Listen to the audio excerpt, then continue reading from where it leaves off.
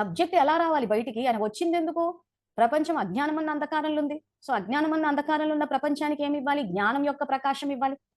So, first జ్ఞానంతో మొదలైంది. ఆయన రావడం చేసిన పని జ్ఞానం చెప్పడం. జ్ఞానాన్ని పక్కన పెట్టేసాం.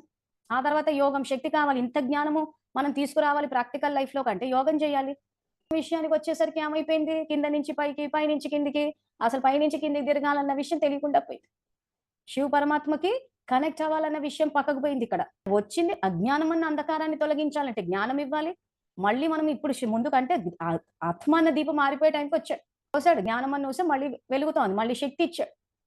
శక్తి ఇచ్చాక ఇక్కడ ఏం చేశాడు మళ్ళీ మనకి మన పాపాలను తీర్చేసాడు. ద్వాపరం నుంచి 63 జన్మల పాపం ఏదైతే ఉందో దాన్నంతా నేను హరించేస్తా అంటున్నాడు. ఆయన తలుచుకుంటే అందుకే భక్తి మార్గంలో శివభక్తులు ఏమంటారు? హరహర మహాదేవ్ అంటారు. హరహర అంటే ఏంటి? హరించువాడు. హరించు పాపాలని హరించడం. Her her Mahadev. ఆ భక్తులంతా ఎళ్లి హర్ హర్ మహాదేవ్ అంటారు. మా పాప